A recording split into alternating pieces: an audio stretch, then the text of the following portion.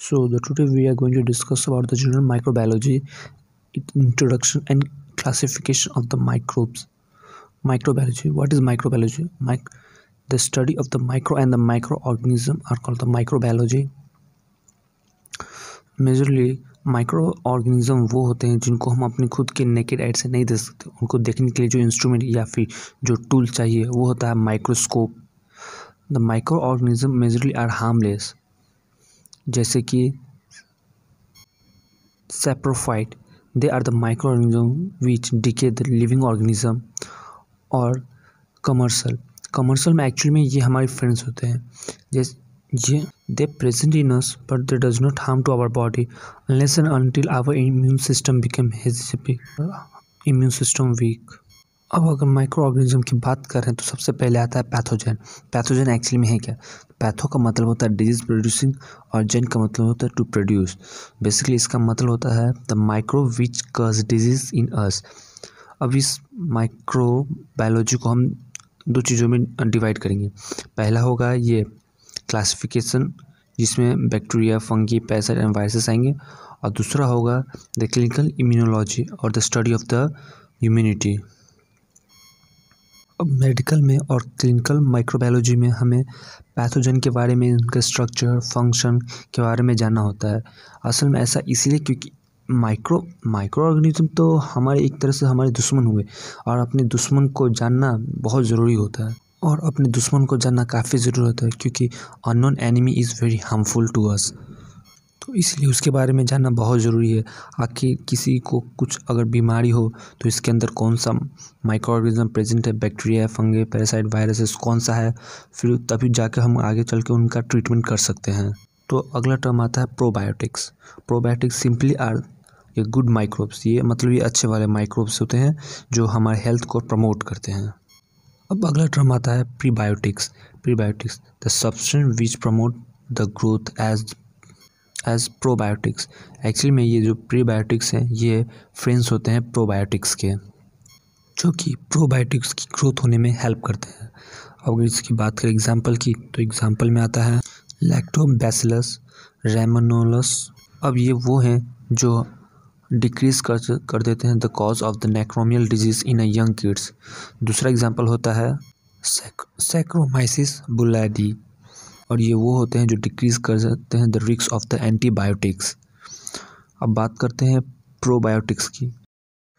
Probiotics जैसे कि अभी मैंने बताया कि हमारे हेल्थ को प्रमोट करते हैं, तो आखिर ये करते कैसे हैं? पहला, they prevent the binding of the pathogen to the host cell receptor.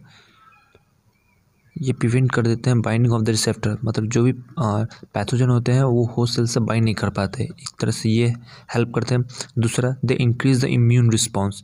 Immune response जो हमारा वेपन है या फिर जो हमारा अस्त्र शस्त्र जो भी है वो इसको बढ़ा देते हैं।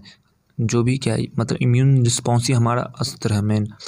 और तीसरा जो होता है decrease the inflammatory response against the pathogen. ये इन्फ्लेमेटरी रिस्पॉन्स को कम कर देते हैं। अब आगे चलते हैं the classification of the microbes. तो अगर क्लासिफिकेशन ऑफ द माइक्रोब्स की बात करें तो सबसे पहले वायरसेस की बात करते हैं। वायरसेस, अब वायरसेस जो होते हैं neither living non living, basically ये सेल है ही नहीं, ना ही ये कोई ऑर्गेनिज्म है। They are obligate the intracellular infectious particles. इसका मतलब होता है कि ये सेल के अंदर, ये बॉडी के अंदर जाकर सेल को हाईजैक कर लेते हैं, मतलब उनको अपने कंट्रोल में कर लेते हैं, उनके अंदर जाके फिर अपना मल्टीपल कॉपीज़ बना लेते हैं। दूसरा हो तो अब बात करते हैं इनके साइज़ की, तो ये इनको नैनोमीटर में लिया जाता है क्योंकि ये बहुत छोटे हैं। और वायरसेस में सबसे छोटा होते हैं पैरोवायरस जो कि 20 नैनोमीटर होते हैं, और the largest virus are the proxy virus, मेरा मतलब प्रॉक्स वायरस जो कि 200 नैनोमीटर होते हैं। और वायरसेस जो होते हैं ये मल्टीप्लाई करते हैं by the viral infective cycle और वायरल रेप्लिकेटिव साइकिल, मतलब ये कुछ खास साइकिल वाइकल नहीं, जो मैंने बताया आपको कि ये बॉडी के अंदर जाते हैं, फिर अपना मल्टीपल ऑफ कॉपीज़ बना लेते हैं। तो मतलब ये जितना मल्टीपल ऑफ कॉपीज़ बनाते हैं ये कोई भी और अदर माइक्रो ऑर्गेनिज्म नहीं कर सकते। ये स्पेशल फीचर सिर्फ वायरसेस के पास ही होता है। और एक और वायरसेस के पास एक स्पेशल थिंग ये है कि दे हैव आइदर डीएनए और आरएनए। मतलब कि वायरसेस के अंदर या तो डीएनए होंगे या फिर आरएनए होंगे, दोनों कभी नहीं होते हैं। या तो डीएनए होंगे या फिर आरएनए होंगे। तो अब बात करते हैं बैक्टीरिया के बारे में। जैसे कि मैंने वायरसेस के बारे में बताया कि वायरस के पास या तो डीएनए होंगे या फिर आरएनए होंगे, तो बैक्टीरिया इनके पास दोनों होता है, both DNA and RNA. Bacteria जो होते हैं ये बिगर देन द वायरसेस होते हैं, और बैक्टीरिया में बाइनरी फ्यूजन होता है for the replication. They are the prokaryotes. Prokaryotes का मतलब क्या होता है? प्रो का मतलब होता है प्रिमिटिव, और कैरियोट्स का मतलब होता है द न्यूक्लियस। अब जैसे कि अब हमने यहाँ पे एक सेल ड्रॉ किया, बैक्टीरियल सेल ड्रॉ किया, तो बैक्टीरियल सेल के अंदर आपको ये आपको ये रेड कलर का हेलिकल सर्कुलर कुछ दिख रहा है, तो ये होता है the single circular double standard DNA molecules. और ये मतलब दो होते हैं, मतलब दोनों रहते हैं, दोनों एक दूसरे पे ही कोलैप्स रहते हैं, लेकिन एक दूसरे को टच नहीं करते। और इनके आसपास के एरिया जो रहते हैं उनको हम कहते हैं न्यूक्लियोइड कहते हैं। तो द प्लेस और the space in the cytoplasm occupied by the bacterial genome is called the nucleoid. अब बात करते हैं इसके साइज़ के बारे में। They are count in micrometre. जैसे वायरसेस को हम लोग नैनोमीटर में करते थे, इनको हम करते हैं माइक्रोमीटर में। और एक माइक्रोमीटर होता है 10⁻⁻⁶, और एक नैनोमीटर होता है 10⁻⁹। बैक्टीरिया के सबसे ये स्मॉलेस्ट बैक्टीरिया की बात करें तो वो होता है मायोप्लाज्म, और लार्जेस्ट की बात करें तो बैसिलस एंथ्राइसिस। अब एंथ्राइसिस मतलब ये वही है जो एंथ्रैक्स को कॉज करते हैं। अब बैसिलस एंथ्राइसिस का साइज़ होता है 4, मतलब कि जो कुछ बड़े होते हैं वो 4 to 8 से होते हैं, या फिर जो मतलब छोटे में जो कुछ होते हैं जो इनका होता है 1 से 1.5 माइक्रोमीटर। अब ये कि जो मतलब काफ़ी नहीं लेकिन थोड़े बड़े होते हैं, तो ये नॉन मोटाइल में आ जाते हैं। ये जो बैक्टीरिया जो होते हैं they are the unicellular single celled. Viruses के पास मैंने बोला था कि वो सेल नहीं होते, लेकिन ये एक सेल होते हैं।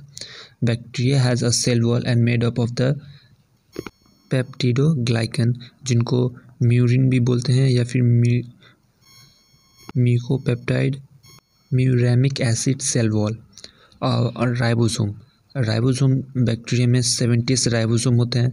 70s राइबोसोम मतलब 2 से बनता है, एक 50s और 30s।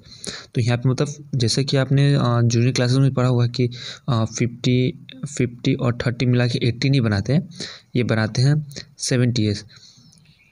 अब इनके बारे में एक चीज़ आपको पता होना चाहिए कि जो मतलब 50s और 30s जो होते हैं, जो 30s जो होते हैं वो सेटल डाउन होते हैं विद द स्पीड ऑफ 30, और 50s जो सेटल डाउन होते हैं with the speed of the 50। लेकिन अगर बात करें दोनों की, दोनों जब साथ हो जाते हैं, टुगेदर होते हैं, जब दोनों सेटल डाउन होते हैं तो होते हैं विद द स्पीड ऑफ 70। अब बात करते हैं जो तीसरे ऑर्डर पे जो आते हैं, यानी कि fungi and the protozoa. Starting में मैं आपको इनकी साइज़ के बारे में बता देता हूँ कि ये फंगी जो होता है वो 5 to 10 माइक्रोमीटर में होते हैं, और जो प्रोटोजोआ होते हैं वो 10 to 20 माइक्रोमीटर होते हैं। अब देखिए, हमें ये छोटी छोटी डिटेल्स जो होती हैं ये हमें मतलब याद होनी चाहिए या फिर याद हो जाती है, क्योंकि ये छोटी छोटी डिटेल्स ही लास्ट में हमारे कॉपी भरने में काम आ जाती है। तो हम इसे इस तरह से भी लिख सकते हैं और बढ़ा चढ़ा के भी लिख सकते हैं। और ये दोनों जो होते हैं वो यूकैरियोट्स होते हैं। यूकैरियोट्स का मतलब क्या होता है? यू का मतलब होता है ट्रू, और कैरियोट्स का मतलब होता है nucleus. Have a multiple chromosome, इनके पास मल्टीपल क्रोमोसोम होता है, और they are present in the nucleus. और साइज़ की तो मैंने आपको बताया कि साइज़ इसको माइक्रोमीटर में करते हैं। और generally the fungi are the smaller than the protozoa. जैसे कि मैंने आपको स्टार्टिंग में इसका साइज़ बता दिया, लेकिन फिर भी आपको ये इसलिए बता दूँ कि आपको कुछ नहीं तो कम से कम पेज भरने में तो काम आ ही जाएंगे। प्रोटोजोआ जो होते हैं they are motile, but some of them are non motile. इनमें से मतलब कुछ हैं जो नॉन मोटाइल होते हैं, वो मैं आपका नाम दे दिया। वैसे ज़रूरी नहीं है, फिर भी आप एक बार देख लीजिएगा। PDF आपको चाहिए तो नीचे कमेंट सेक्शन में आप बोल सकते हैं, या फिर वीडियो के एंड में मैं आपको एक प्रॉपर फ़ोटो वगैरह दे दूँगा इन सभी नोट्स का। और प्रोटोजोआ जो होते हैं ये यूनिसेलुलर होते हैं। ये सब चीज़ों को मतलब याद कैसे कर सकते हैं कि प्रोटोजोआ में देखिए 3 टाइम्स हम ओ लिखते हैं, तो ओ को आप ओ ना समझ के जीरो समझ लिया, जीरो से आप यूनिसेलुलर समझ लीजिए। फंगी जैसे कि ये प्रोटोजोआ जो यूनिसेलुलर होते हैं, तो फंगी जो अपना होता है वो दोनों होता है, यूनिसेलुलर और मल्टीसेलुलर। और प्रोटोजोआ जो मोटाइल होते हैं, फंगी जो अपना है वो नॉन मोटाइल होता है। और इनमें कॉमन ये है कि both protozoa and the fungi have both DNA and RNA. अब बात करें इसके मल्टीप्लिकेशन और रिप्रोडक्शन की, तो बोथ जो होते हैं वो सेलुलर होते हैं। सेलुलरली मेरा मतलब है सेक्सुअली। सेक्सुअली में ये थ्रू मेयोसिस के थ्रू करते हैं, और असेक्सुअली थ्रू माइटोसिस के थ्रू करते हैं। अब इसके राइबोसोम की बात करें तो यूकैरियोट्स है, तो इसमें ATS होता है जो कि 60S और 40S को मिलकर बनता है। Fungi have a cell wall made up of the chitin. Fungi के पास जो सेलुलर होता है वो काइटिन से बनता है, जो कि होमोपॉलीमर होता है ऑफ एन एसिटाइल ग्लूकोसामाइन, जिसको शॉर्ट में हम नागा भी बोलते हैं, NAGA। और फंगी के पास अपना एक यूनिक काइंड ऑफ स्टीरॉल भी होता है इन देयर सेल मेम्ब्रेन, जिनको हम एग्रोस्टेरॉल भी कहते हैं। तो फंगी के लिए इतना जानकारी काफ़ी होता है, फंगी एंड द प्रोटोजोआ के लिए। ये जो नोट्स होते हैं ये आपके लिए PG के लिए वैसे मैंने बनाया था, लेकिन आप इसको प्रॉप में भी यूज़ कर सकते हैं।